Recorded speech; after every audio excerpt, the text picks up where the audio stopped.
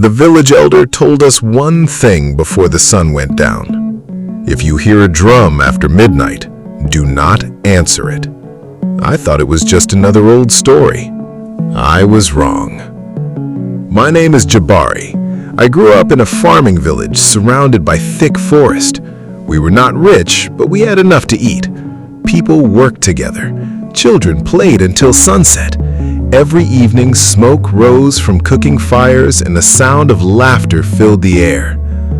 Then, people started disappearing. At first, nobody noticed. An old hunter failed to return home. Everyone believed a wild animal had attacked him. A week later, a fisherman vanished. Then, a young woman collecting firewood never came back. Soon, everyone stopped walking alone after sunset. The elders gathered beneath the old baobab tree. One elder spoke very quietly. The drum has started again. Nobody asked what he meant. Nobody wanted to. As children, we had heard stories about a forgotten village hidden somewhere inside the forest.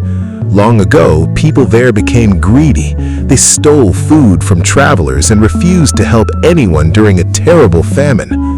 According to the story, one night an old traveler came asking for water.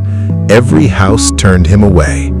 The traveler simply nodded, picked up a small wooden drum, struck it once, and disappeared into the darkness. By morning, the entire village was empty. Only the drum remained. Everyone laughed at that story, until the disappearances began. I was 18 when my best friend, Keto, decided to prove the elders wrong. The forest is just trees, he said. There's no magic drum. He planned to spend the night near the old trail. I begged him not to go. He laughed. If I hear the drum, he joked, I'll dance. Those were the last words I ever heard him say. The next morning, we found his campfire still burning. His blanket was there. His knife was there. His footprints ended beside the trail. There were no tracks leading away. It was as if he had simply vanished. After that, fear spread through every home. Nobody gathered outside after sunset. Doors stayed locked. Children stopped playing. Even the birds seemed quieter. Several weeks later, strange sounds started reaching the village every night. Boom, boom, boom.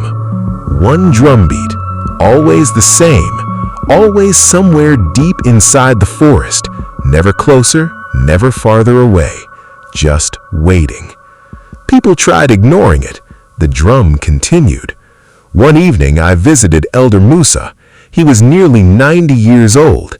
His house smelled of smoke and dried herbs. When I asked him about the drum, he became silent. Finally, he stood and opened an old wooden chest. Inside lay a faded map. This belonged to my grandfather, he said. He searched for the forgotten village. What happened? He returned alone. What did he find? He never told anyone. The next morning, I made the biggest mistake of my life.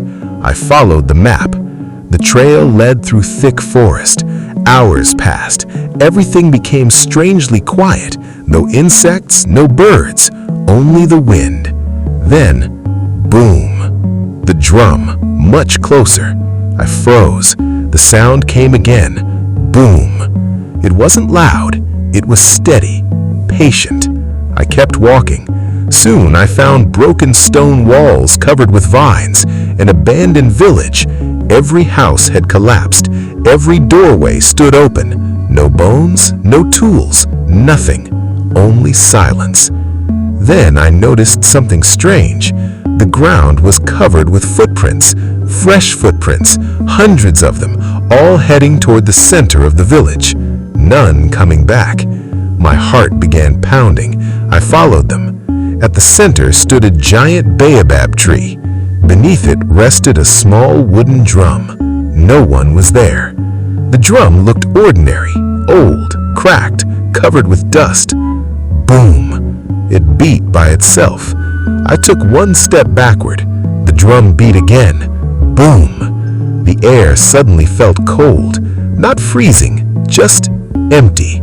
I realized the forest had become completely silent. Even the wind had stopped. Then I heard footsteps behind me, slow, careful. I turned around. Nobody. Another step, closer. Still nobody. I started running. Branches hit my face. Roots caught my feet. Behind me, boom, boom, boom. The drum never became louder. It stayed exactly the same distance away, no matter how fast I ran. Hours later, I burst out of the forest. The villagers found me shaking beside the fields. I could barely speak. When Elder Musa saw my face, he asked only one question. "Did you touch the drum?" I shook my head. For the first time in weeks, he smiled. "You were lucky." Years have passed. The disappearances stopped. No one knows why. The forgotten village still exists somewhere inside that forest. Hunters avoid it. Travelers take longer roads. Parents still warn their children. Sometimes people ask me if I really saw the drum. I always tell them yes. Then they ask why no one has gone back to destroy it. I ask them another question. If it wanted to be destroyed, you would never find it twice. I still live in the same village. Some nights when the wind is just right, I hear it again. Boom, boom, boom. And I close every window before the next